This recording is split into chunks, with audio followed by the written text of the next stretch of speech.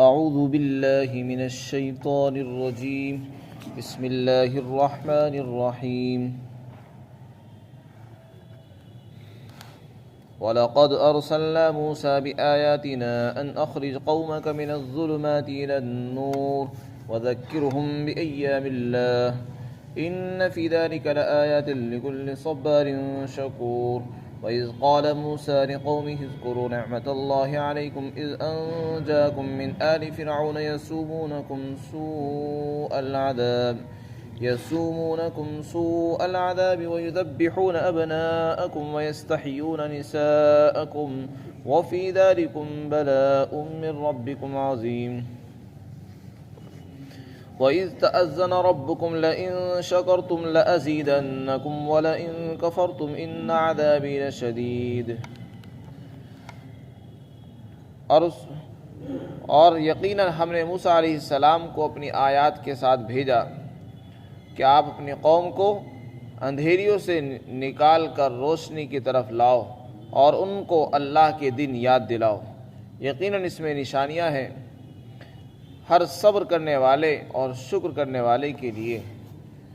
اور اس وقت کو بھی یاد کرو جب کہ موسیٰ علیہ السلام نے اپنی قوم سے فرمایا کہ لوگو تم پر اللہ کی جو نعمتیں ہیں تم ان کو یاد کرو۔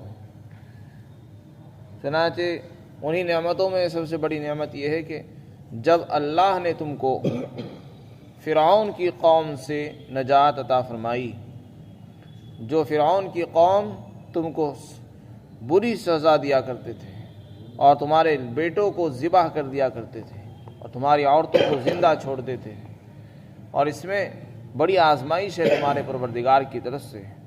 اور اس وقت کو بھی یاد کرو جب کہ تمہارے رب نے تم کو مطلع فرمایا کہ اگر تم شکر کرو گے تو میں تمہاری نعمتوں کو اور زیادہ کر دوں گا، اور اگر تم ناشکری کرو گے تو میرا عذاب بہت سخت ہے۔ اس سے پہلے آیت شریفہ میں اللہ رب العزت نے یہ فرمایا تھا کہ ہم نے جس رسول کو بھی بھیجا اس قوم کی زبان ہی میں ان کو بھیجا، وہ اسی قوم کی زبان میں تبلیغ کرتے، اللہ کے احکام پہنچاتے تھے۔ اگر رسول کی اور امت کی زبان ایک ہو تو افادے اور استفادے میں، بات کو پہنچانے میں اور سمجھنے میں مدد ملتی ہے اور آسانی ہو جاتی ہے۔ اسی طریقے سے حضرت موسیٰ علیہ السلام جس قوم کی طرف مبعوث ہوئے تھے وہ ایک بنی اسرائیل تھی، اور دوسرے فرعون کی قوم تھی جس کو قبطی کہا جاتا تھا۔ حضرت یوسف علیہ السلام کے دور میں جب آپ کو اقتدار حاصل تھا، مصر کے اندر آپ وزیر تھے اور اقتدار آپ کے پاس تھا، تو اس زمانے میں آپ کے والدین اور آپ کے بھائی وہ سب مصر کے اندر آ کر آباد ہو گئے تھے، اور وہیں سے 12 خاندان اور 12 قبیلے بنے اور وہ مصر کے اندر بس گئے، رہنے لگے تھے۔ لیکن چونکہ غیر ملکی تھے، باہر سے آئے تھے، پردیسی لوگ تھے، اور مصر کی جو قوم تھی وہ قبطی لوگ تھی، وہ ان سے نفرت کرتے تھے۔ یہ ان کی ہم زبان بھی نہیں تھے، ان کی زبان دوسری تھی، ان کی زبان الگ تھی اور نسل بھی الگ تھی، اور جو پردیسی ہوتے ہیں ان کے ساتھ سوتیلا سلوک کیا جاتا ہے، یہ تو مشہور ہے، دستور ہے لوگوں کا۔ ان کے ساتھ بھی وہی سوتیلا پن کی اختیار کیا گیا، بلکہ فرعون کی جو قوم تھی انہوں نے ان کو خوب رگڑا اور ان پر خوب ظلم و ستم کیے، اور یہاں تک کہ ان کو غلام بنا کر رکھا، 400 سال تک ان کو غلام بنا کر رکھا۔ اور آخر میں جب فرعون کو کسی نے بتایا کہ تیری سلطنت کا خاتمہ ہونے والا ہے، تو اس نے بنی اسرائیل کا جو بھی بچہ پیدا ہوتا لڑکا اس کو ذبح کرا دیا کرتا تھا، اور عورتوں کو زندہ چھوڑتا تھا تاکہ وہ خدمت کاری کرتے رہے۔ تو موسیٰ علیہ السلام جس دور میں پیدا ہوئے، مصر کے اندر آپ پیدا ہوئے جبکہ بنی اسرائیل غلام تھی، تو آپ چونکہ 30 سال مصر کے اندر رہے پیدائش کے بعد، اس لیے آپ قبطیوں کی زبان بھی جانتے تھے، اور 10 سال آپ مدین میں رہے۔ جب آپ مصر سے نکل کر مدین پہنچ گئے تھے بھاگ کر، تو 10 سال مدین میں رہے، اور پھر اس کے بعد پھر آپ کو نبوت ملی تو آپ کو بنی اسرائیل کی طرف بھی نبی بنا کر بھیجا گیا اور فرعون کی قوم کی طرف بھی. اور آپ بنی اسرائیل میں چونکہ پیدا ہوئے تھے اس لیے اپنی قوم کی زبان بھی جانتے تھے، تو آپ دونوں قوموں کی طرف مبعوث ہوئے تھے.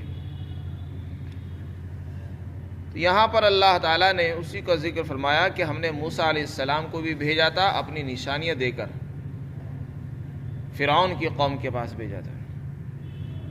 یہاں فرعون کی قوم کا تو بیان ہے نہیں، یہاں بنی اسرائیل کی طرف مبعوث ہونے کا ذکر ہے کہ ہم نے موسیٰ علیہ السلام کو اپنی نشانیاں دے کر بھیجا کہ دیکھو اپنی قوم کو نکالو تاریکیوں سے. موسیٰ علیہ السلام کی قوم بنی اسرائیل تھی اور فرعون وہ بھی آپ ہی کی قوم تھی، کیونکہ آپ اس کے نبی تھے اور جس کی طرف نبی بن کر آتا ہے وہ نبی کی ہی قوم کہلاتی ہے. تو مشرک مصر کے رہنے والے قبطی اور فرعونی لوگ وہ تو مشرک تھے ہی، بت پرست تھے، اور اسی طریقے سے بنی اسرائیل جہاں ان میں اور بہت سی برائیاں تھی وہ شرک سے بھی محبت کرنے لگے تھے. چنانچہ جب سامری کا واقعہ پیش آیا، آپ معلوم ہے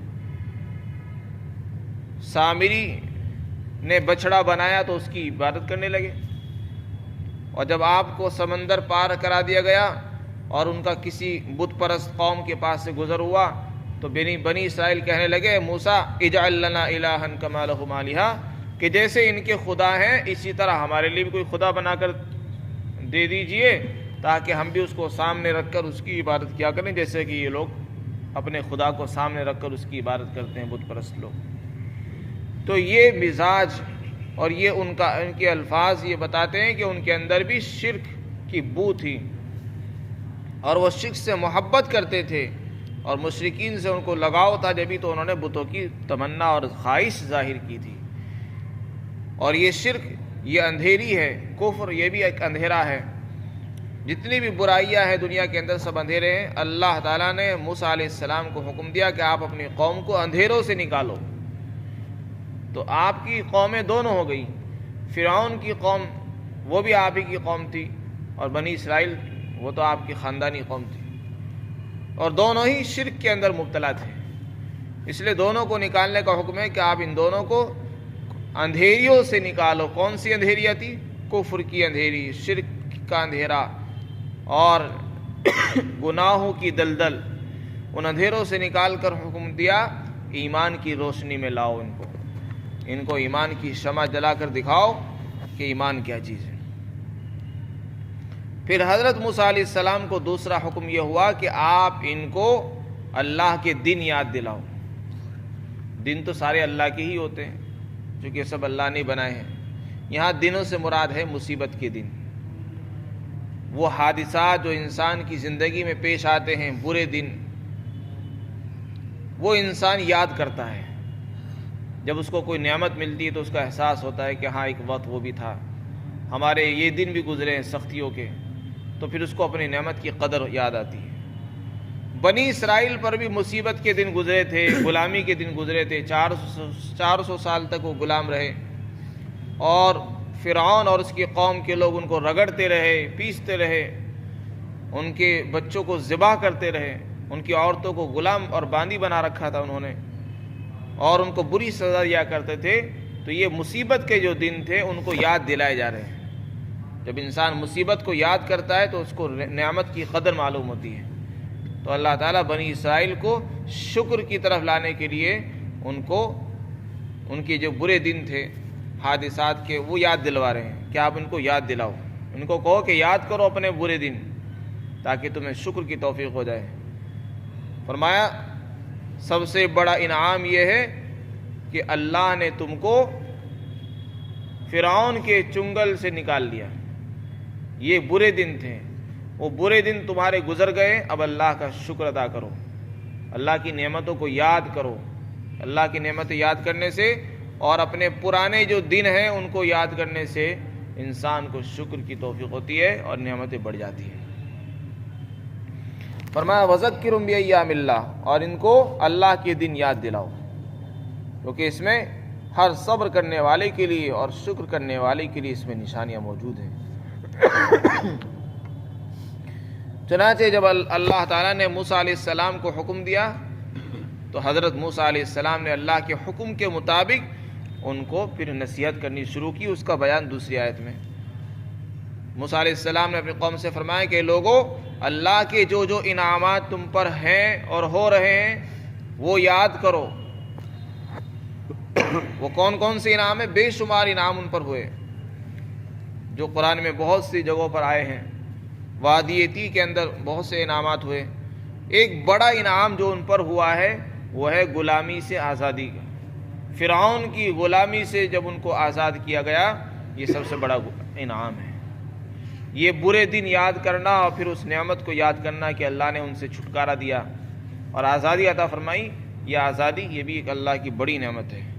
تو اللہ تعالیٰ نے ان کو یاد دلوایا کہ آپ یاد کرو جب کہ اللہ نے تم کو چھٹکارا دیا فرعون سے، ورنہ فرعون نے تم کو غلام بنا رکھا تھا، بری سزا دیا کرتا، تمہارے بچوں کو ذبح کرتا تھا، عورتوں کو غلام بنا رکھا تھا اور ان کو زندہ رکھتا تھا. ان کو زندہ رکھنے کا مقصد ان پر مہربانی نہیں تھی، بلکہ مقصد یہ تھا کہ اگر یہ بھی نہیں رہیں گی تو ہماری نوکری کون کرے گا، ہماری خدمت کون کرے گا. تو ان سے خدمت لیا کرتے تھے. اللہ فرماتے اس میں بڑی آزمائش ہے، بڑا امتحان ہے تمہارے رب کی طرف سے، لہذا نعمتوں کو یاد کرو. پھر آگے آیت شریفہ میں اللہ نے حضرت موسیٰ علیہ السلام کا ہی مقولہ نقل فرمایا کہ دیکھو اس وقت کو یاد کرو جب کہ تمہارے رب نے تم کو مطلع کر دیا ہے. حضرت موسیٰ علیہ السلام نے یہ بھی فرمایا تھا کہ دیکھو اللہ کا فرمان یہ ہے کہ اگر تم اللہ کے نعمتوں کی شکر گزاری کرو گے، نعمتوں کا شکر ادا کرو گے تو اللہ نعمتوں کو بڑھائے گا، اور اگر ناشکری کرو گے تو یہ ناشکری اللہ کے عذاب میں مبتلا ہونے کا سبب اور ذریعہ ہے. جیسے نعمتوں کا شکر کرنے سے نعمتیں بڑھتی ہیں، ناشکری کرنے سے نعمتیں گھٹ جاتی ہیں، چھن بھی جاتی ہیں. شکر کسے کہتے ہیں؟ شکر کہتے ہیں اللہ زبان سے اللہ تعالیٰ کی تعریف کرنا اور اس کے اعتراف کرنا اس کی بڑائی کا.